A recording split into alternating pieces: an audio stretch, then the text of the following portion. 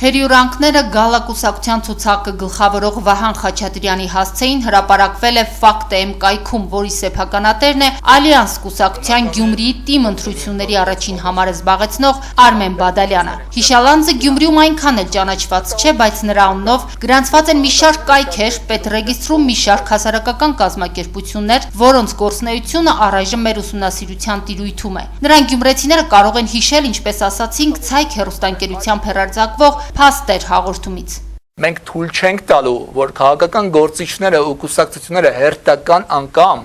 մոլորեցնեն ու հիասթափեցնեն ժողովրդին։ Դրա համար կոչ եմ անում ընտրություններին մասնակցելու մտադրություն ունեցող բոլոր ուժերին, գործեք միայն ու միայն օրինական դաշտում։ Հիմա Բադալյանը հրաժարվում է Ֆակտ.am կայքից, որը հրապարակել է Վահան Խաչատրյանի պատիվն ու արժանապատվությունը վիրավորող Շիրակ Շահնազարյանի հարցազրույցը։ Երիտասարդը թե գրավոր, թե բանավոր խոսքում հայտարարել է, որ վաճառել է կայքը, չմատնանշելով սակայն թե ում է վաճառել։ Պնդում է, որ ինչ-որ երրորդ ուժ փորձում է թշնամանք սերմանել Գալա եւ Ալյանս կուսակցությունների միջև, չհստակեցնելով արդյոք այդ ուժը ներկայիս քաղաքապետ Սամվել Բալասանյանն է իր թիմով, որի մոտ նաև աշխատում է Շիրակ Շահնազարյանը։ Բադալյանը նշում է, որ իր անունով 10 կայք կա գրանցված, սակայն դա չի նշանակում, որ ինքն է այդ կայքերը խմբագրում ու վերահսկում։ Սակայն երիտասարդի կենսագրական տվյալների մեջ նշված է Փաստի եւ մի շարք այլ կայքերի գլխավոր խմբագիր է։ Կարդում ենք 2013-2016 թվականներին աշխատել է որպես Փաստ լրատվական վերլուծական կայքի գլխավոր խմբագիր։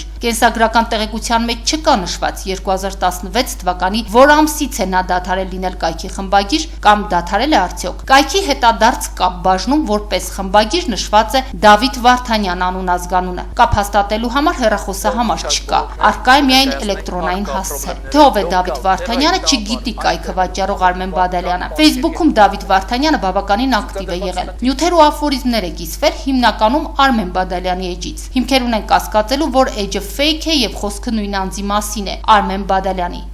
Ում է վաճառել Ֆակտ.am կայքը, Գալան խոստանում է օգնել Արմեն Բադալյանին հայտնաբերել փաստերը, որոնցից անմասն չի մնա նաև մեր հեռուստադիտողը։ Իսկ մինչ այդ Բադալյանը ստիպված է լինելու հրապարակել արք ու վաճառքի փաստաթղթերը։ Հակառակ պարագայում կայքում հրապարակված նյութերի ամբողջ պատասխանատվությունն ընկնում է այն մարդու վրա, ում անունով գրանցված է։ Կեղտոտ մանիպուլյացիաների մի դիմեք։ Զգուշացնում եմ, ցանկացած նման գործողություն բացահայտելու եմ ու հրապարակային ցույց եմ տալու ձեր իրական դեմքը։ Իսկ հիմա համահայկական կոնգրես կոչվող բարեգործական հասարակական կազմակերպության մասին։ Օրերս այս կազմակերպությունը նաև հայտարարություն տարածեց, թե ամբողջ կազմով որոշում է ընդունել Գյումրիում հոկտեմբերի 2-ին սպասվող թիմ ընտրություններին սատարել Ալյանս կուսակցությանը, որի ցուցակը գլխավորում է նույն Արմեն Բադալյանը։ Ալյանս կուսակցության մամլոք-արտուղար Վարդան Քոչարյանը Գալայի հետ զրույցում հայտարարեց, որ այդ հասարակական կազմակերպության նախագահը նույն ինքը Արմեն Բադալյանն է։ Համահայկական կոնգրեսի նախագահ Արմեն Բադալյանն է, ցուցակի առաջին համարը,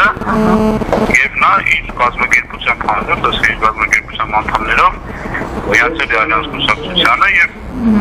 հետեւաբար համագործակցում է։ Համահայկական կոնգրես հասարակական կազմակերպության էլեկտրոնային կայքում զետեղված հեռախոսահամարով փորձեցին կապ հաստատել հասարակական կազմակերպության հասարակայնության հետ կապերի վարչության պատասխանատուի հետ։ Պարզվեց դարձյալ Արմեն Բադալյանի հետ գործ ունենք։ Ստացվում է, որ Բադալյանն ինքն է իրեն սատարում առաջիկայում սպասվող ընտրություններին։ Միացեք մեզ եւ դուք եւս պաշտպանված կլինեք դեմագոգներից, սոպեստներից ու ստախոսներից։ Կարճոք ուրիշ մեկը համահայկական կոնգրես կոչվող հասարակական կազմակերպությունից ում հետ հնարավոր կլինի շփվել կամ ում կճանաչեն գյումրեցիները։ Բադալյանը խնդրեց մեզ այդ եւ մի շարք այլ հարցեր գրավոր հղել, քանի որ ինքը իրավասու չէ պատասխանել։ Պետք է քննարկի համահայկական կոնգրեսի խորհրդի կազմում։ Միգուցե նոր համագումար որոշեն հրավիրել։ Պարզվում է, որ Ալյանսին սատարելու մասին որոշումն էլ է կոլեկտիվ եղել։ Համագումար է հրավիրել եւ պատվիրակները Հայաստանի Հանրապետությունից եւ արտերկրից որոշել են սատարել Ալյանս կուսակցությանը։ Այս մասին հեռախոսազրույցի ժամանակ փոխանցեց Արմեն Բադալյանը։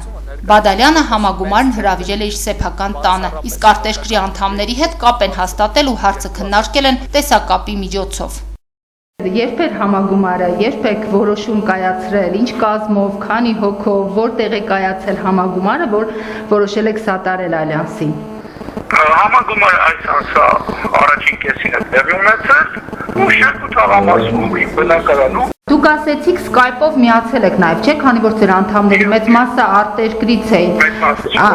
Որոշ մասը արտերկրից էին։ Այո, Skype-ով, այսինքն քանի հոգու հետ կապվեցիք այդ համագումարի ժամանակ։ Ոնց բոլորին միտեղ էիք հավաքել Skype-ով կապվել էիք, թե ոնց։ Դուք ուղարկեք ձեր տարբերակը, հարցման տարբերակը։ Մենք համապատասխան ասինք, ովքեր որ լիազորված են կոնկրետ պատասխանել դրա վերաբերյալ, այն է խորհուրդը։ Մանրամասն բոլոր հարցերին կարող է պատասխանել։ Կար հասարակ ուրիշ մեկը համահայկական կոնգրես հասարակական կազմակերպությունից, թե այդ կազմակերպության միակ փաստացի գործող անձը Արմեն Բադալյանն է։ Նրանից պահանջելու ենք Մոսկվայի, Ամերիկայի Միացյալ Նահանգների արտերկրում գտնվող մյուս մասնաճյուղերի ներկայացուցիչների կոնտակտային տվյալները։ Հասկանալու համար նրանք գիտեն, ինչ կազմակերպության անդամ են, ինչ մասով են նրանք անդամակցում այդ կազմակերպությանը, ֆինանսավորում են, թե մասնակցում են այդ հասարակական կազմակերպության ծավալած գործունեությանը։ Առհասարակ հետաքրքիր է նաև, թե ինչ գործունեություն է ծավալում կազմակերպությունը եւ որտեղ։ Որպես այս կազմակերպության հասցե նշված է Քաղաք Գյումրի Վազգեն Սարգսյան հեռուստակենտրոն։ Այս հասցեով Գյումրիում գործում է Գյումրու Շանթ հեռուստաընկերությունը։ Փորձեցինք ճշտել, թե ինչ կապ ունի Շանթը Ալյանսին աջակցող համահայկական կոնգրեսի հետ։ Պարզվեց ոչ մի կապ։ Շանթ հեռուստաընկերությունից մեզ փոխանցեցին, որ համահայկական կոնգրես կոչվող հասարակական կազմակերպության մասին ոչինչ չգիտեն։ Իրենց հեռուստաընկերության հետ կապ չունի, միայն ճանաչում են այդ կազմակերպության նախագահ Արմեն Բադալյանին, որը ինչ-որ ժամանակ Շանթում է աշխատել։ Նույն հասցեում գործում է նաև հրահին պատկանող քաղաքի գլխավոր հեռուստաաշտարակը։ Այս կառույցից եւս փոխանցեցին, որ նման կազմակերպության մասին ոչինչ չգիտեն եւ տեղյակ չեն, թե ինչու է իրավաբանական գրանցումը այդ հասցեում։ Միացեք մեզ, եւ դուք եւս պաշտպանված կլինեք դեմագոգներից, սոպեստներից ու ստախոսներից։